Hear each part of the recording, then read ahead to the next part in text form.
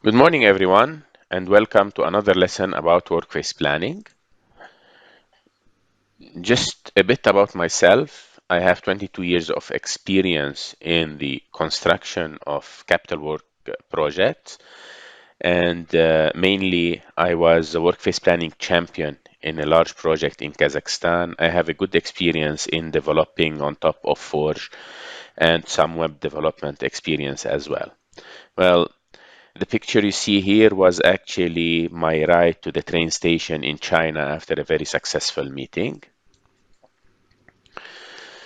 Okay, the biggest question which we always ask is, how can we be truly ready? When somebody tell you I'm ready to start the construction of an installation work package, how can he be truly ready? Well, historically and even till now, in every project I go to, whenever the EP assure that the drawing and the free issue material are available, he will immediately consider that the IWP is ready to construction, disregarding the site people requirement. As we know, site people need to be ready from a safety perspective, quality. They need to have all their method statement in place. They need to have their machines, cranes, and so on, their human resources as well. And they need also to have the proper tool to handle the job. Now, if we look at the IWP timeline, we can see that it starts from this CWP release about 3 months before the start of the job. Now, if you notice, the IFC normally should be ready within 6 weeks from the start of the job. This is the EP material and drawing. However, when you want to start working on the construction constraint, you start from that time and you keep removing constraint as you go till you reach the start of the job mainly. Now, if we look at the construction constraint, mainly a good practice is, in order not to get them off the top of your head, is to go sit with your workface.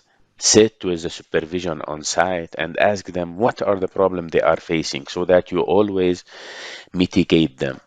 And mainly you will be able to get a good idea like what are the typical safety issue they are facing in that specific discipline, for example in the piping or maybe in the structural steel installation, what sort of quality issue they are facing, what normally typical tools they always miss, what sort of cranes or trucks they have issue with, and so on. Do they have issue with their colleagues? What about the scaffolding? When they request it, do they come on time? And mainly the idea is we take all of this know-how from our site people and we put them into one list. This list, we're going to be calling it from on the front end loading checklist. So if I take, for example, from a construction perspective, I need the method statement. I need, to make sure that if I need, for example, some heating and cooling during winter to have them in place, did I do the proper rigging study? Do I have the scaffolding design arrangement if my scaffolding will be a bit high, and so on. From a safety perspective, we can see, for example, training done by the matrix. Now, after you take all of this information in place, we need to transform them into system. It's not enough just to take the information. We need to make sure that this system will read all of these checklist line items and notify the relevant person who's supposed to complete it.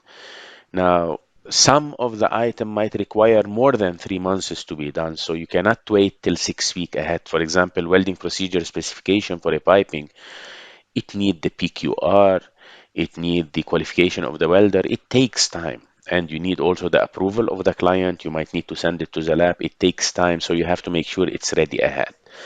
Now, for example, if you have a third party doing your safety training, also you need to think ahead of time, otherwise you will be late because sometime you need 2 months to find a place to get trained. Now, after we do all of this system, a very good concept is when you do the front end loading, the best way is to lay down your installation work package week by week and look at each and every one of them.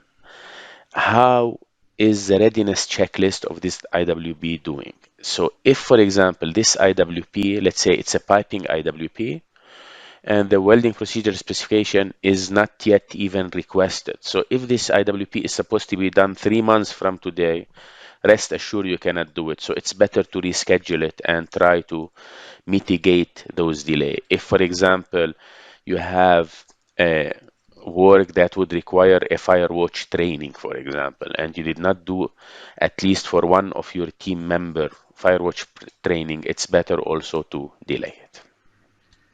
Well, this is all for now. In the next lesson, I will take one full IWP. We will slice it and dice it, show you where to look for, where we see the material, how to draw it, how to report back the progress, and so on. Thank you for your time, and I hope this video was useful. Until then, have a good day.